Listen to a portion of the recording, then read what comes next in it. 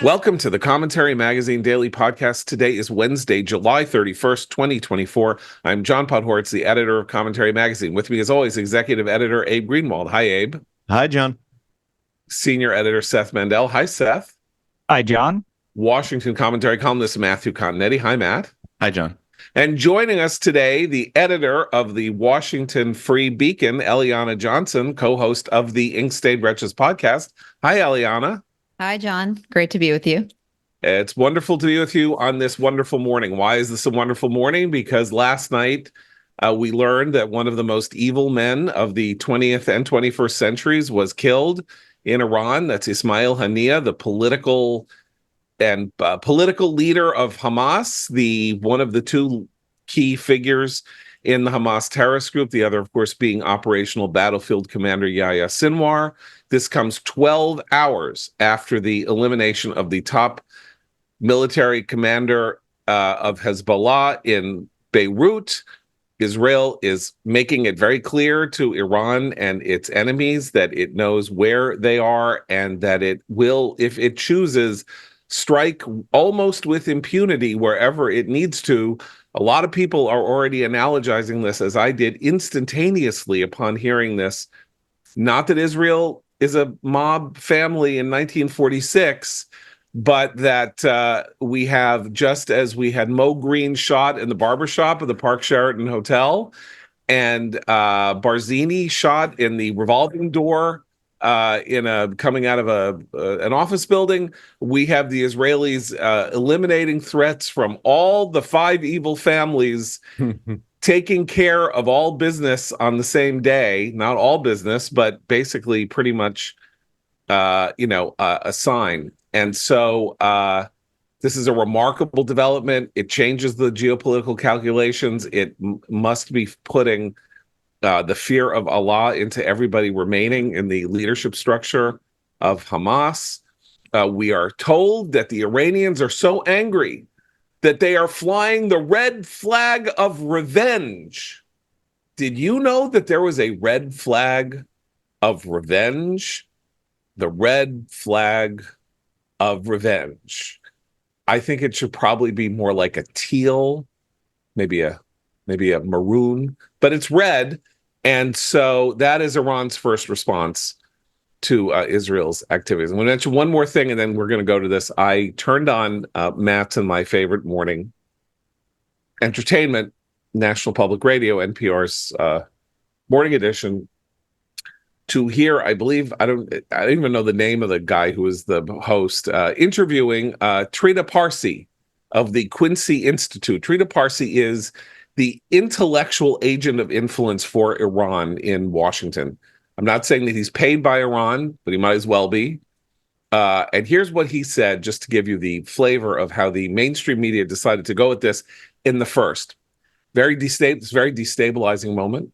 The new Iranian president, whose inauguration Haniyeh was attending so that Israel got its clear shot at him yesterday, really wants a reconciliation and a warmer relationship with Washington, and now that's going to be put on hold. And clearly this was done because Haniyeh is a key figure in the ceasefire negotiations, and Bibi Netanyahu has been trying to kill the ceasefire negotiations, and this is the best way to kill the ceasefire negotiations. So while we are looking at this earthquake of a geopolitical event, the mainstream media is retreating into destabilization, poor ceasefire.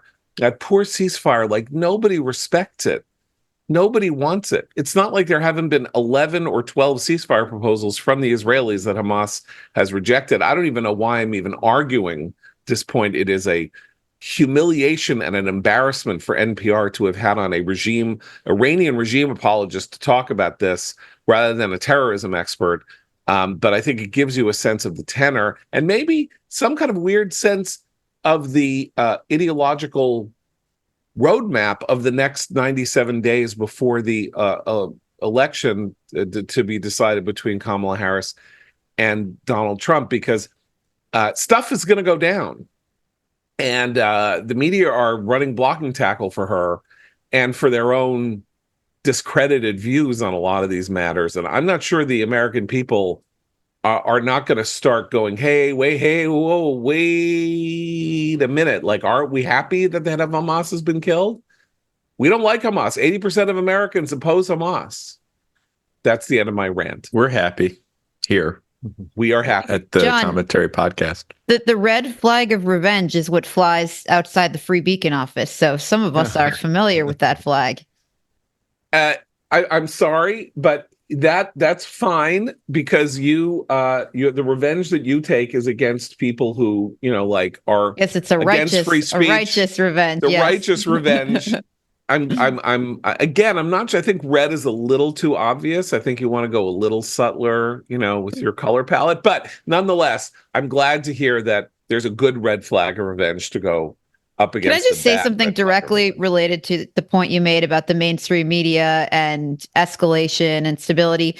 The media on this is just downstream of the administration. I mean, to the extent that the Biden administration has had any consistent foreign policy at all toward Israel, Gaza, it has been stability, no escalation. That has been their approach to this. And if you read the New York Times this morning, Antony Blinken wants to make clear the U.S. was not consulted about this assassination beforehand. The U.S. has said it did know. They were apprised that Israel was going to strike the Hezbollah leader that it killed yesterday. And he says, one of the things that we've been focused on is trying to make sure that the conflict that occurred in Gaza doesn't escalate. We're going to continue to do that as well. So what you hear from the administration is not, this is a really great day. We're pleased to see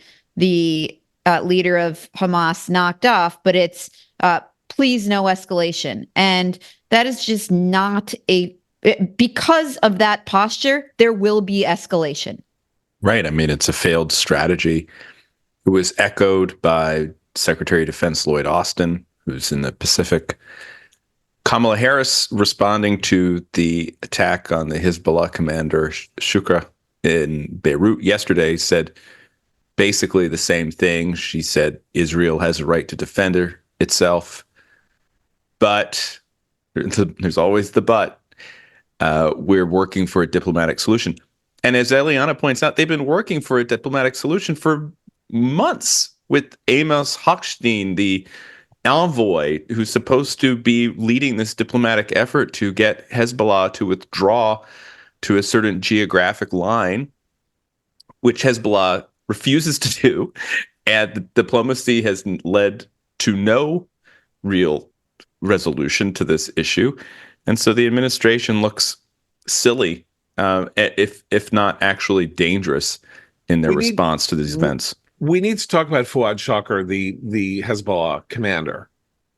There was a $5 million bounty on his head from the United States, as he was one of the planners of this is how long this guy has been around. He was one of the planners and executors of the bombing of the Marine Corps barracks in Beirut in 1983 that killed 241 Marines. So he is in his 60s, but when he was in his 20s, he was directly involved in the murder of American servicemen. And to the extent that the United States had a most wanted poster with a bullseye by his head. And Israel just did the world itself and the United States an enormous favor in taking out this mass murderer of Americans, let alone whatever it is that he was involved in planning and escalating in relation to Israel. Because if we're talking about escalation, who is escalating? Who is escalating right now in the north of Israel? Is it Israel? Is Israel going after Hezbollah? No, Hezbollah is firing into Israel, which the last thing Israel needs right now, which is why it's happening, is to have to look north while it attempts to finish off the job that it is doing against Hamas in the south. The escalation is on the part of Hamas. And as usual, when America wants to go negotiate in the Middle East and talk about diplomatic solutions, it goes to the civilized party Israel and says, do us a solid, hold off, slow down, calm down, don't act. This is really exciting because we're going to talk to Egypt. Egypt is going to talk to Qatar. Qatar is going to talk to Haniyeh. Haniyeh is going to talk to Sinwar. Sinwar is going to get back to Haniyeh. Haniyeh is going to get back to Qatar. Qatar is going to get back to Egypt. And then they'll tell us whether or not they will accept a deal to get the hostages home. This is the psychosis into which this administration, and I think the Harris campaign, as now the extension of the administration, has descended. Because once again, she's had 10 days, 2 weeks or whatever. She hasn't had a press conference. She hasn't had anyone ask her questions. She hasn't done a major interview. What is she going to say? We want a diplomatic solution to what? There is no Hamas does not want a diplomatic solution with Israel relating to the hostages. It has said no 50,000 times. So what Israel's saying is, okay, now we're killing all of your soldiers that we can find and all of your men that we can find. Now we're going to kill now we're going to go kill your leaders. And we're letting you know that we can do it at any moment. Whether they can do it with Sinwar, who is, we're told, in Rafah, somewhere in the tunnels and not easy to be found, is another question. But the clear signal here is, don't think that we don't have you in our crosshairs and that it has not been our sufferance that has allowed you to live. And why are we suffering to allow you to live? Because the Americans want to negotiate with you. That's why. There's an important point here on that note, because there's two, actually. The first is that the guy of that Fouad Shukr, who was on the as you said, was on the America's Most Wanted list. America could also have taken him out, probably at any time, maybe not any single second over the past 30 years, but America could have taken him out. Yeah, 42 years. America could have taken him out just as Israel did. So that's one thing here, is that there's a feeling that too much of what we say is for show. And I think, it all sort of comes together to paint a bleak picture, because as we've mentioned a lot on this podcast, America doesn't talk about victory anymore, right? It doesn't say we win, they lose. And we see that it knows where its most wanted terrorists are responsible for killing 240 Marines, and it doesn't take them out. There's a kind of, empty threat sense here in everything that we've been doing, rather than just throwing our power around, which is the only way to keep it. And the other thing is that in terms of the hostage negotiations,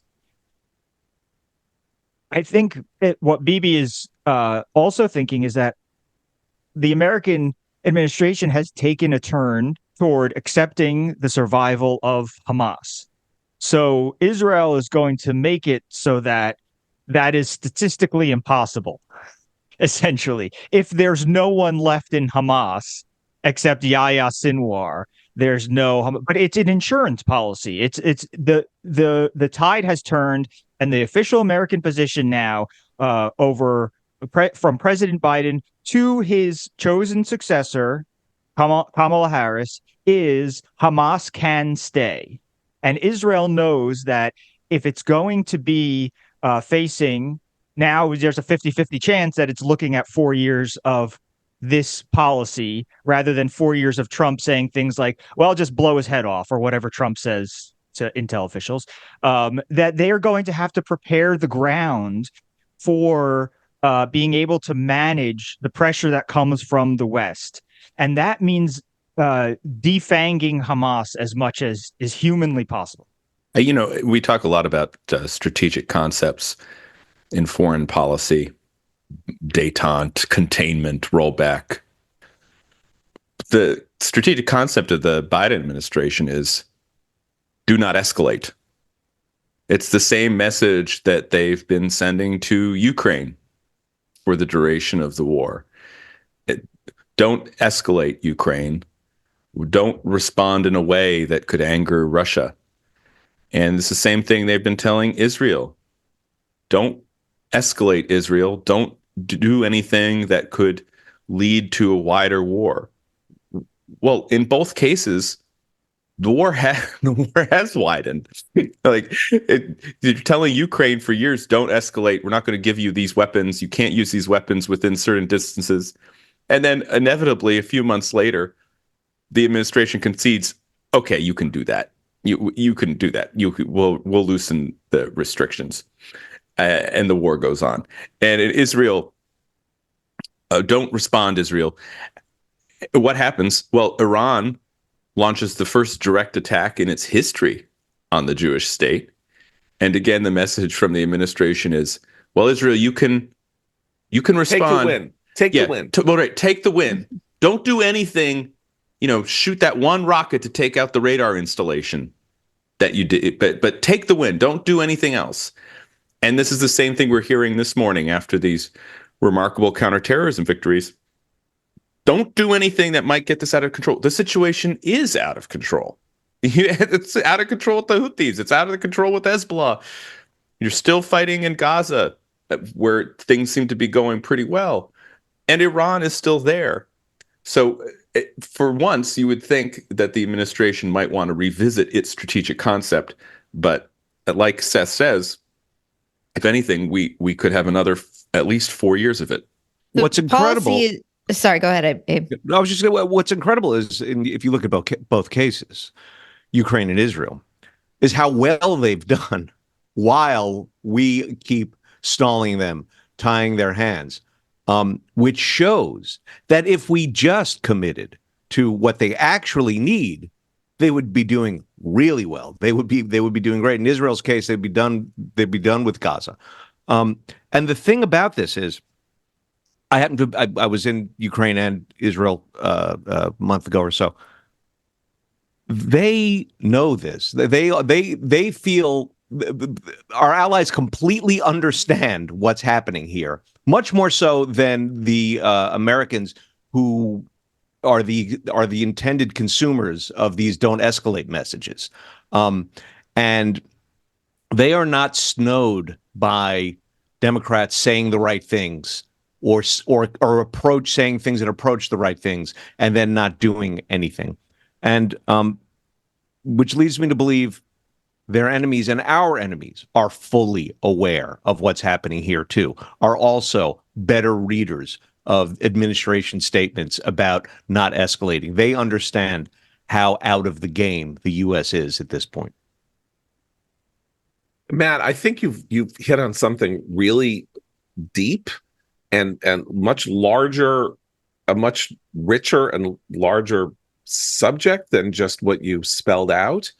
Because of course there is an entire body of sociology and criminology dedicated to the concept of de-escalation. This is a very fancy, thrilling concept in the world of dealing with bad actors or potential violence or things like that. De-escalation. We have courses in inner city high schools that are designed to teach children how to de-escalate so that their arguments do not erupt into actual guns and knives and things. Or think about the solution that was proffered by anti-police activists during the summer of 2020. Let's defund the police and replace the police with social workers who can go into these in de-escalation, who can go into these situations and de-escalate the criminal activity. So back in the 80s,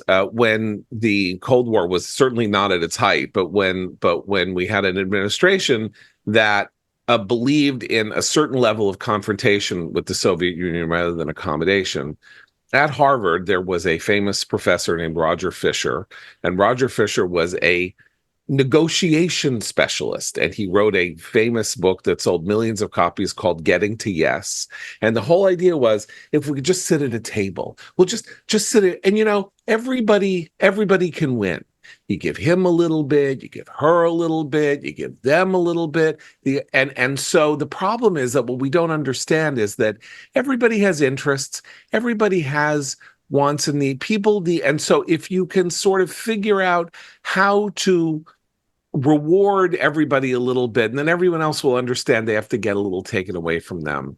getting to yes, this is really what we need for worldwide stability. And the idea that we can't get to yes with people who want to dominate the world and enslave their populations and threaten us with nuclear and pause us and eliminate the onrush of freedom. We can't get to yes with them. But this line of theory goes, it's a straight line from that stuff and other things to this notion. You know, the problem with war is that it escalates. It's like Fred Thompson in The Hunt for Red October saying, you know, this will go, this is going to get ugly. You just one more step, one step, and then another step, and we are going to be in a whale's worth of trouble. And the thing is, in war, you want escalation because you want the side that you want to win to advance.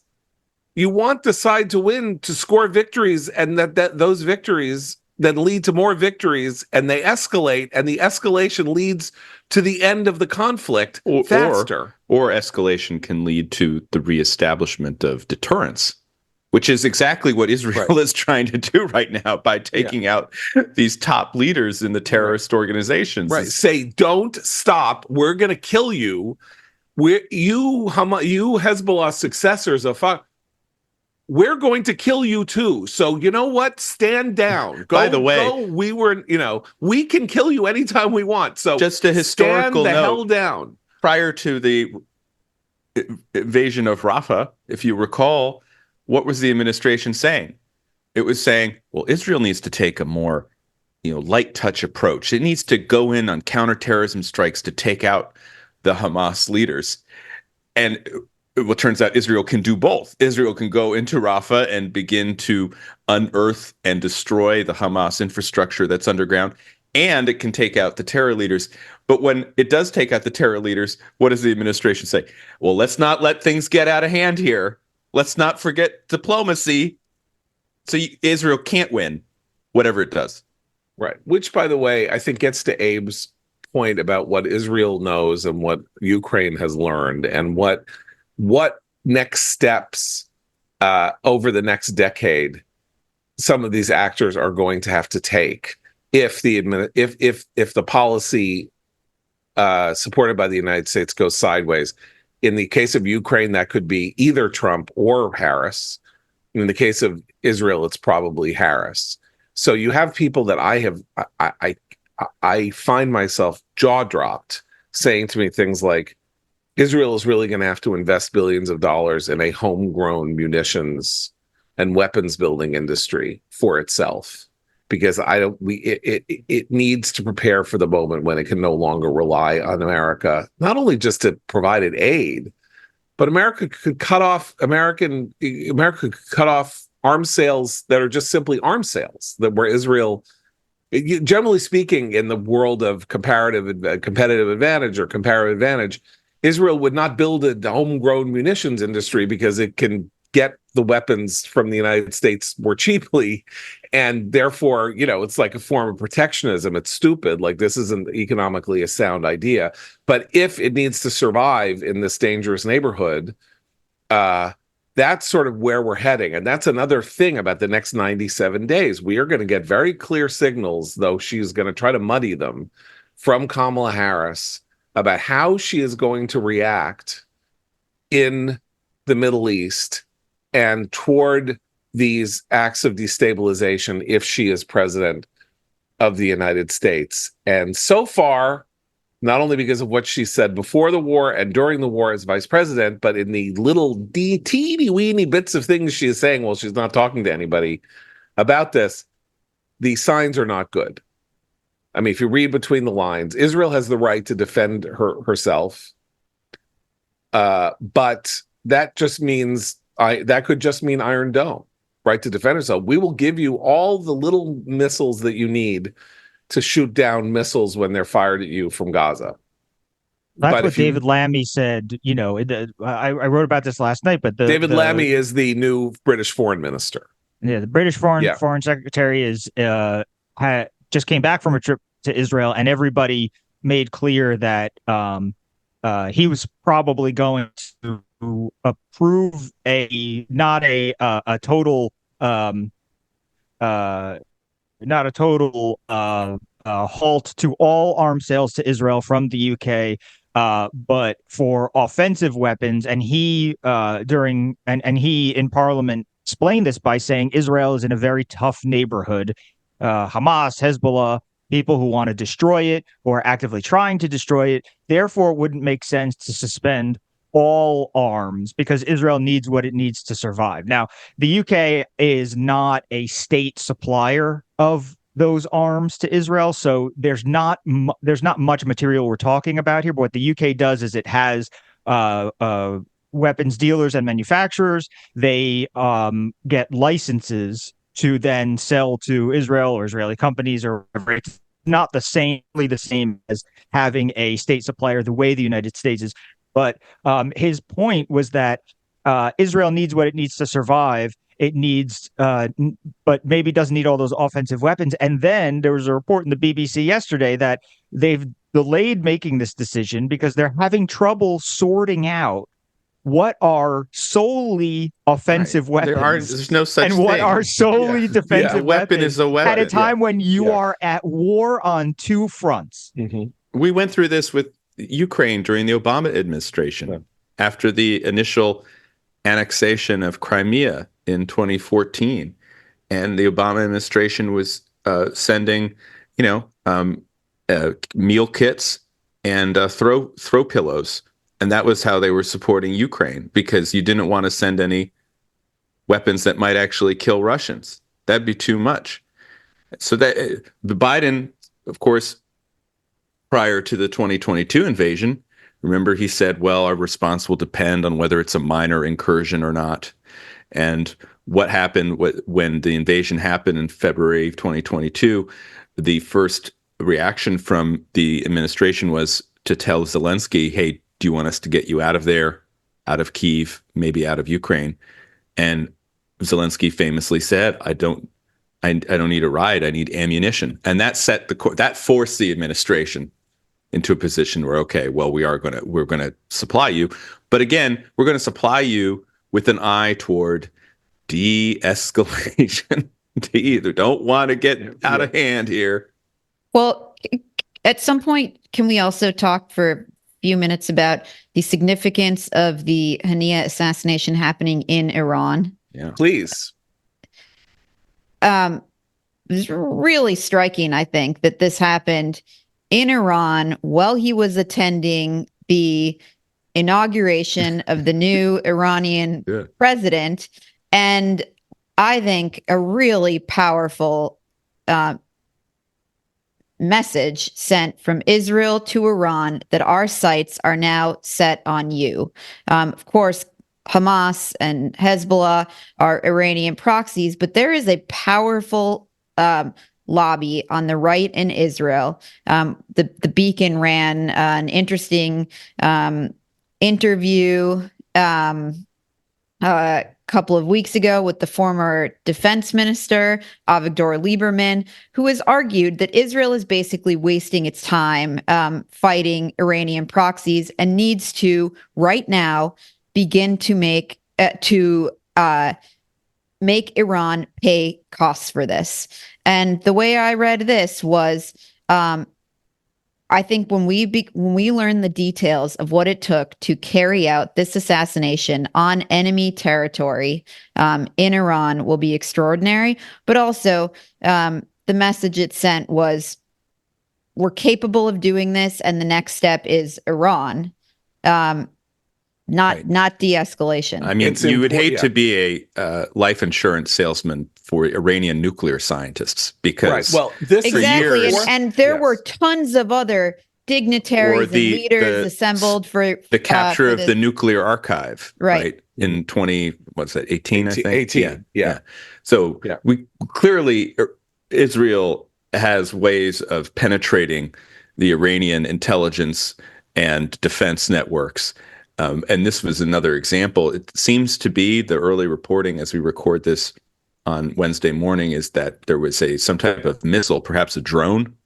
That too speaks to the changing nature of warfare, right? And also, I mean, in light of the assassination attempt on Donald Trump's life earlier this month, think about now this new reality where we live, where drones, remotely programmed missiles, they can travel at extremely long distance, right? Yeah. When you consider the drone attack on Tel Aviv by the Houthis the other week.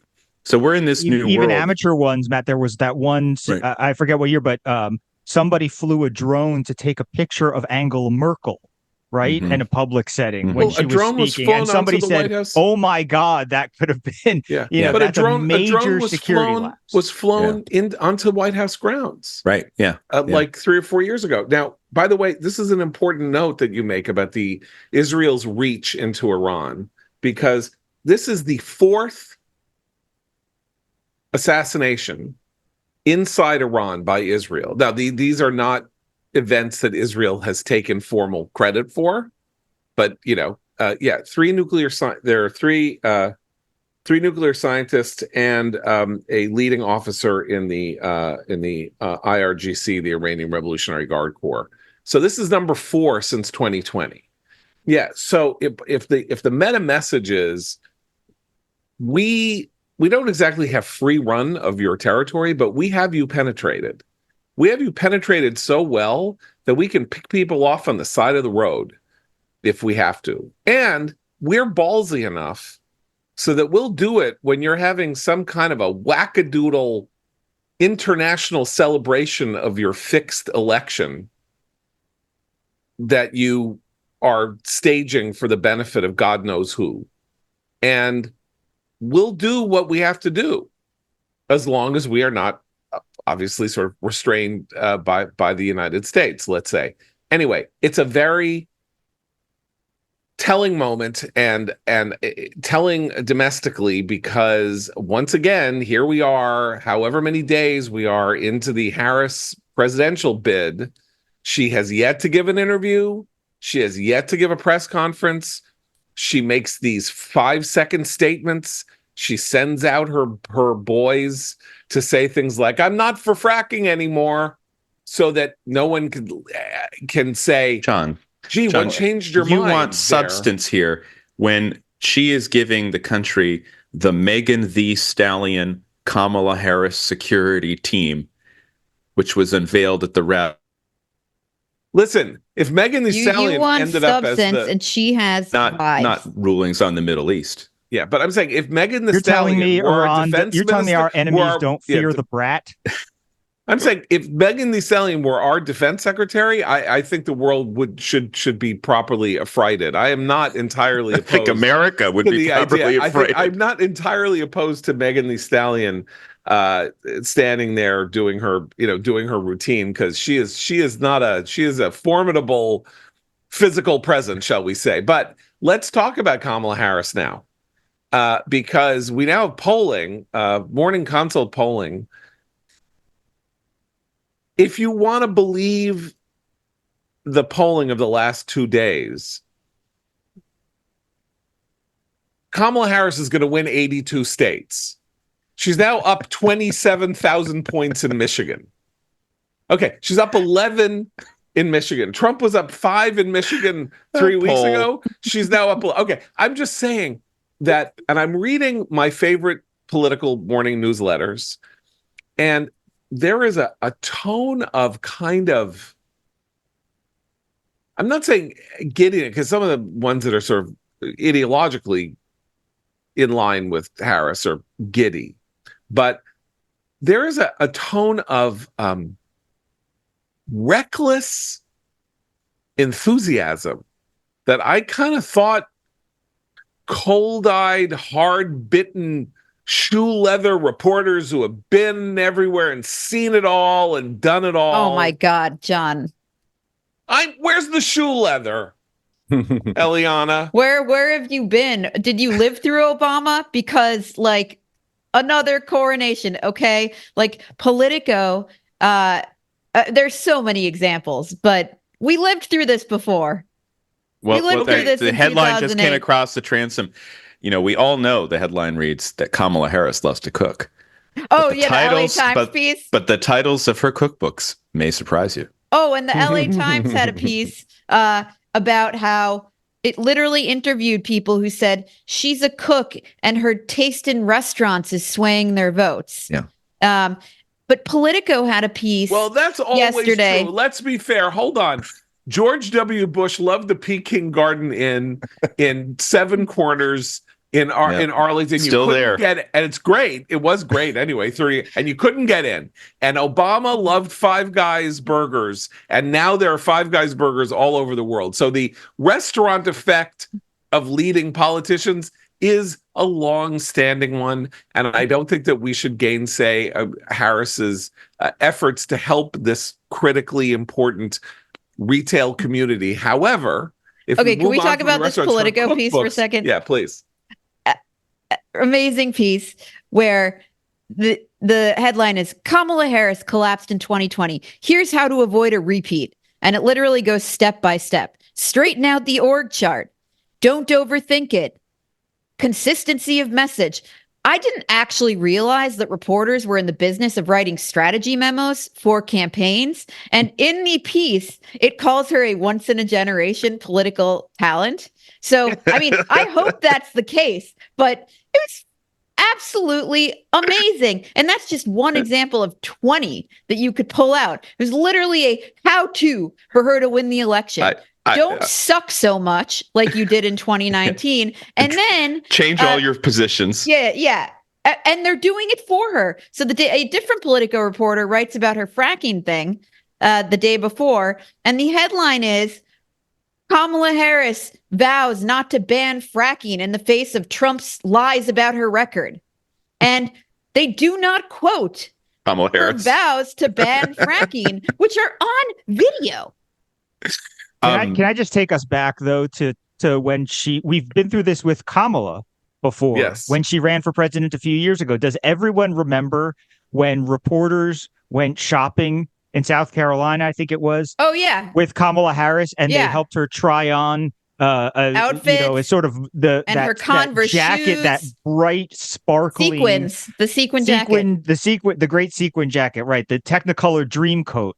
And they tweeted about it, and reporters, it was the great Technicolor dream coat that she tried on, took pictures wearing, and bought and took home was suggested by one of the reporters that was traveling with her.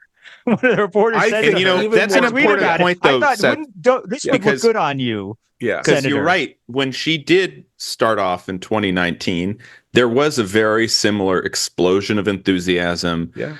All of this positive coverage, all of this kind of cultural cachet she had. Obama was thought to be on her side. And what happened? She had the cold bath of reality when she faced Tulsi Gabbard in that debate. And Gabbard attacked her for locking up too many black men when she was... For smoking pot. Yeah, for smoking pot when she was the attorney general, and she had no answer. Right. And that was the end of the Kamala campaign in 2020. And her sister was running it. The point is, yeah, she can survive on this propaganda campaign for as long as she hides from actual direct challenge. Okay, it's even worse than that for her, Abe. Because, again, to go back to 2019, there is a way in which, if you look back at the dynamic of the 2019 Democratic primary race, where there were, I think, 12 debates. I can't remember. We're like a ridiculous number of debates. There was a point at which she could easily have run away with that race. That moment, the one memorable moment in those endless debates, was the moment where she said, I was that little girl that you, Joe Biden, tried to prevent from getting a good education because they had to bus me and you didn't want busing. At the moment, I thought it was crap, but it was electrifying. It was the only electrifying moment. He was the deer caught in the headlights. He was the front runner. He was 10 points ahead of everybody else. This was literally a career-changing moment, and probably was in that sense because it's probably the one thing that explained why he picked her as vice president, aside from the fact that she was black, because he had promised to pick somebody black, because she had done this sort of big moment. So she had it in her hands, and she frittered it all away by being who she was. So maybe she can be prevented from being who she is for another 97 days by the most slavish media that we have ever seen. It's just when she doesn't know what to say. Right. That's what's clear. And that's what came out with the Lester Holt interview in 2021 after she was being the point person on the border. And Lester Holt said to her, "You haven't been to the border." And she had no idea how to answer that. And that's when she said, "Well, I haven't been to Europe either." And so the way to, I think, expose Kamala Harris is to put her in a situation where the scripted lines that are prepared for her don't fit the moment. And what we see happening in American politics is a whole of society effort to prevent her from being in such a moment. And what's interesting, and I want to talk about this, is she is trying to put herself in such a moment by challenging Trump to live up to the agreement to the September 10th debate. It's a very interesting move because, look, we don't know how that debate would go. It's potentially bad for Trump. It could be devastating for Harris. But she's right now in the position where she is challenging Trump, as she did at the end of the rally in Atlanta last night, to accept that debate. And he's still leery. And that just, again, I think reinforces this idea that I've been having for the past few days, that there's something, the Trump campaign is just a little bit off balance because of the onrush. I also don't understand the approach to the debate. My view on that has been he needs it. Given the stance of the media, he needs 90 minutes on a stage with her to expose her and her record. And his posture should be, I am eager to get out there and debate her. I look forward to seeing her on the stage. He should be and saying, I don't understand the reluctance. And he's free to say, we're going to do it on a different day. We're going to do it in October. We're negotiating. But publicly, the posture should be, I very much look forward to debating her, to exposing her left-wing positions. And the other point that I am puzzled that the campaign hasn't been making is this for it before she was against it, the flip-flops on everything, and that we don't actually know what this person, they could go one of two ways. We don't actually know what this person believes. In 2020, she was a progressive prosecutor who, was for criminal justice reform and blah, blah. Well, now she wants to be the tough prosecutor. So which one is it? She needs to choose. Or they can say, they could do the flip-flopping thing, or they can say, like, she's trying to disguise her progressive beliefs. I think there's a bunch of approaches, but I don't really hear them in messaging seizing on her flip-flops. Okay, so a couple of things to be said. First of all, I'm in agreement with you guys, and I think Trump is missing a bet. They must have a reason for it that we don't understand, and they're not big leakers. Lasavita and Weil, so we're having trouble getting some sense of. Well, they've had more important business, John, like destroying the Heritage Foundation and Project 2025, which they have succeeded in doing. Yes, which I would also like to talk about, but we'll get to that in a minute. But I mean, like the actual thing for Trump is he should say, "I want to debate her every week," because there are two things about her. Number one, she clearly doesn't want to talk openly, and this would be a way of making her talk openly. And the other is that he is a totally defined person. So while I think it's fair to say that the convention speech proved that he can blow an opportunity, it's very hard for me to see how Trump blows himself up in a debate.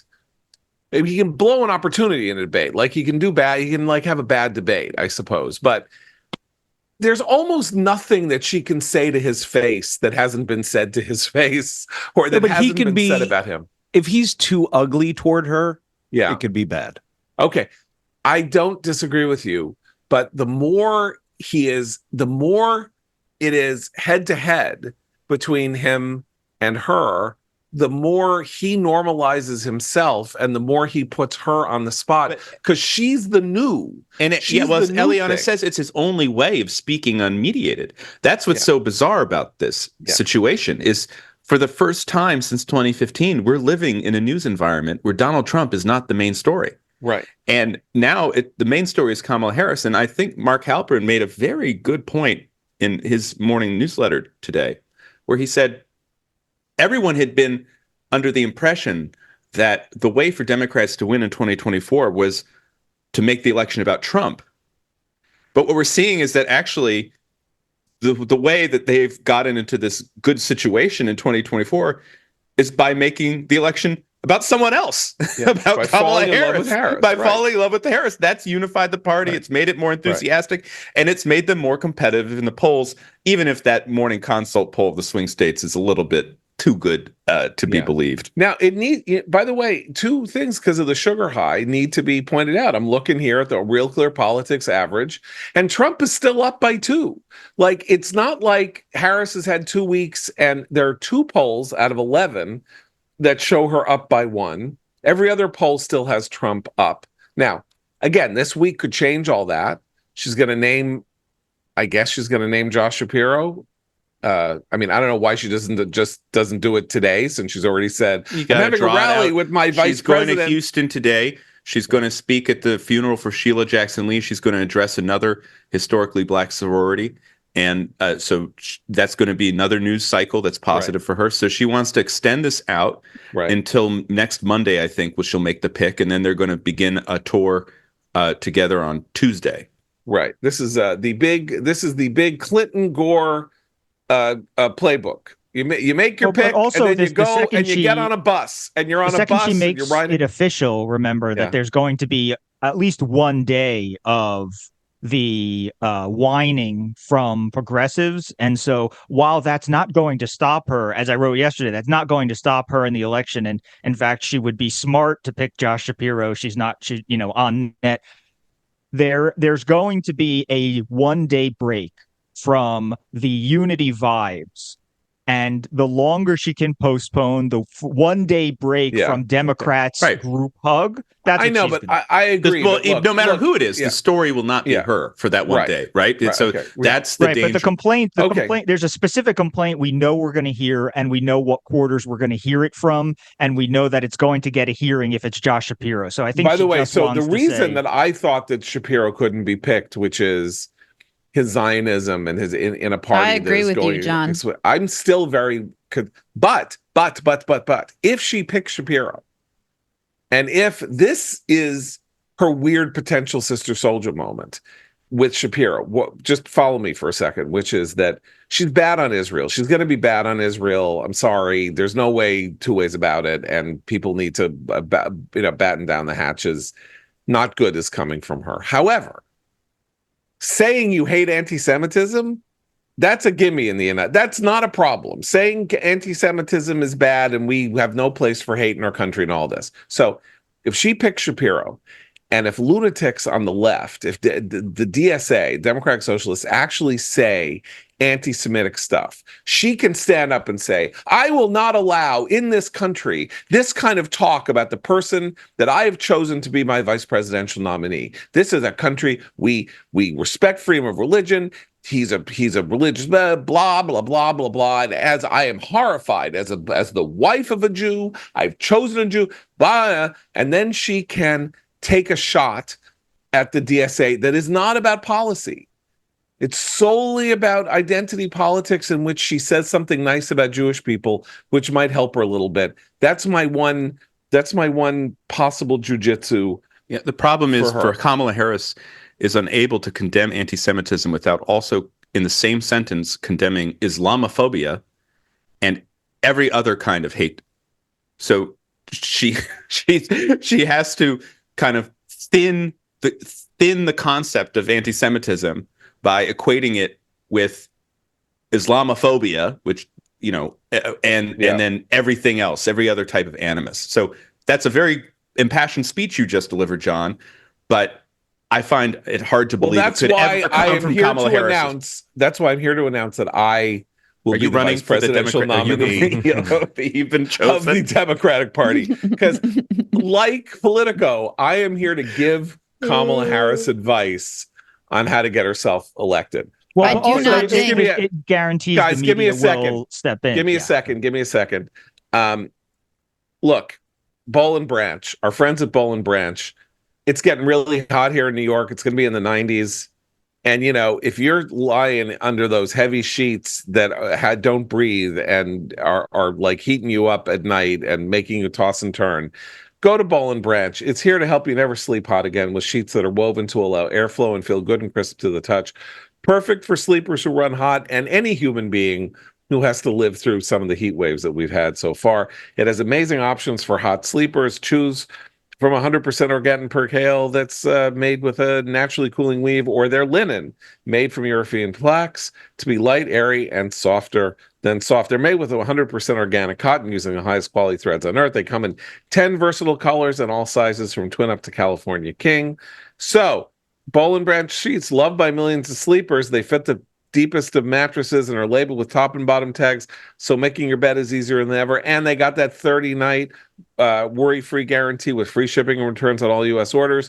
Get your coolest, most comfortable sleep at Boll and Branch, 15% off plus free shipping on your first set of sheets when you use promo code commentary at BOLLANDBRANCH.com. That's Boll and Branch. Promo code commentary, 15% off, free shipping, exclusions apply. See site for details. Can we talk a little bit more about the weird stuff? Because so JD Vance is getting a pounding and he's getting beaten up, and it's the same time that that the Heritage Foundation has found itself in the most interestingly weird position that any foundation, nonprofit, idea-centered foundation has ever found itself in, as far as I can tell, with the campaign that it is attempting to help, basically aiming a nuclear howitzer at the Heritage Complex on Massachusetts Avenue Northeast in Washington, D.C., firing it and destroying its genius project to provide the Trump administration with a roadmap for what policies it should adopt in 2025. This is, of course, what think tanks are supposed to do, right? Lay out Matt as the yes. Director of domestic policy studies at the American Enterprise Institute. Yes. Hair director. That maybe you have not, and it is not the way of AEI to produce these kinds of group I documents. have my plans. I just keep them to myself. Okay. But Heritage, 44 years ago, produced such a book called Mandate for Leadership, which was a kind of guidebook, series of policy proposals for an incoming Republican administration, in this case, the Reagan administration. Was it implemented? Not much. Some of it was. Most of it was like totally boilerplate Republican policy proposals. Whatever. It was a perfectly legitimate thing to do. And in a weird way, the Project 2025 document is a perfectly legitimate thing for a think tank to produce. It's a compendium of the views promulgated by the think tank to lay out. Heritage also had a program for the first Trump administration, some goals. I think it was just called Another Mandate for Leadership. The mandate series is ongoing. Right. The most famous was 1980. And in the 2017, I remember there was a very good news report for the Trump administration, which said that the Trump administration had progressed further along the mandate goals than even the Reagan administration had in the first term. But now all of that is forgotten, cast aside, at least for the next 6 months, if Trump ends up winning in November. Let's talk about this because it represents an interesting dynamic. And I have a theory right. why they went so heavily against it. But okay, well, I just very quickly. So they put out this compendium policy proposals. And then the problem with the Heritage Foundation, among all these foundations, is that it has betrayed its own intellect, its own roots. It's betrayed itself by becoming a handmaiden of a political movement that is not really conservative. It is more populist than conservative. Heritage Foundation was supposedly the center of conservatism in Washington, providing policy papers for from 1974 onward for congressional offices that did not know what was the proper conservative position on some bill you never heard of, about some water project you never heard of, producing a 2-page paper to say this is why this probably fits our agenda or why you should vote against it, that kind of thing. Gets a new president, Kevin Roberts, head of the Texas Public Policy Foundation. He comes in and basically says, where is Donald Trump's foot? I will now lick it for the next 10 years and try to raise money by saying, I am the chief footlicker. Give me money for heritage. I'm licking it. I'm stroking it. I'm massaging it. And when I'm done, I'm going to produce this book, and this book is going to be everything Trump John, this is not a commentary after. This is not a commentary after dark podcast, okay. By the way. This is the morning. So I'm going to do everything that this administration needs so that they have a wonderful glide path. Everything can be wonderful. They can speak to conservatives. They can hire all the people that we're suggesting they hire. Everything is going to be wonderful. And Trump and his people say, this is my view, don't you constrain us. We not only are we our own people and we'll do whatever we want, we'll hire whoever we want, but this is bad for us. We don't need a document being produced that is going to hold us to some standard that we have never ourselves adopted. Trump's superpower is that he is affixed and attached to nothing. And they went in exactly the wrong direction by saying, here's 1,000 pages of what you should do. And they're like, I don't want anything telling me what to do. The problem wasn't that they were saying, the book came out and it was, okay, the book was, here's 1,000 pages of what you should do. The problem came when Project 2025, while it was assembling the book, was presenting itself as an arm of the Trump campaign, as representative of the Trump campaign. Trump does not like that. He doesn't like people fundraising off his image. He doesn't like people using his likeness in ads when he has not endorsed them. And that pissed him off. You're muted, Matt. He won't sign inauthentic MAGA hats. I heard a great story told once in the Rope Line in 2016. Someone handed him a MAGA hat. Trump looked at the hat. He said, "This isn't mine." And he gave it back. He didn't sign it. So I agree with Eliana. The problem emerged last year when it was a year ago when Susie Wiles and La Civita put out a first statement. They put them on warning. And it was mainly because of the press attention that was being generated. And the quotes in the stories about how this, telephone-sized book, I have a copy, is going to be the playbook for the next Trump administration. But there's an additional problem, I think, that the campaign had with it, which is a lot of the policies are standard conservative priorities. In fact, the most controversial priority, the Schedule F redesignation of a large part of the federal workforce, is something that has already been tried by Trump. It was actually pushed in the final months of the first administration. And I think everyone agrees Trump will try it again to redesignate certain types of federal employees so he can fire them. However, there's also a lot of abortion language in the book. And I think that the Trump campaign, if we know one thing about it, it does not want to be associated with efforts to ban or restrict abortion at the federal level. And so that I think was a potentially damaging part.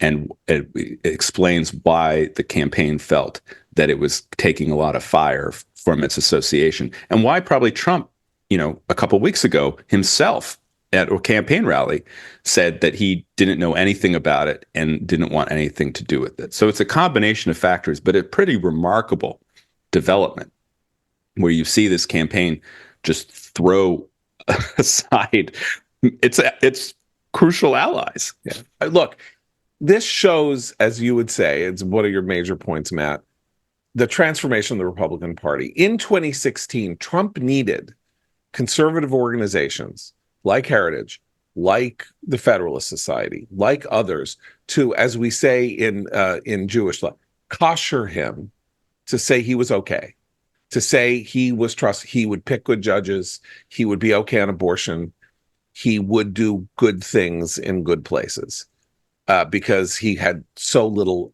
of a record, and because conservatives were suspicious of him properly and did not like his comportment. And it was more like, you don't like my comportment, I'm going to give you all the judges you want, I'm going to say what you want me to say here and there, I just want to be president, do me a solid, you give me what I want, I'll give you what you want. It's now 8 years later, and he's like, I don't need you guys, I'm the guy. You come to me on bended knee and beg me to give you a job.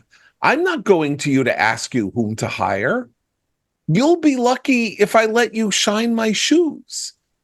That's what's happened in the Republican Party. And Heritage and Kevin Roberts and these guys, despite their slavishness and bootlicking and all of that, did not properly understand that the balance of power has shifted and that they are handmaidens.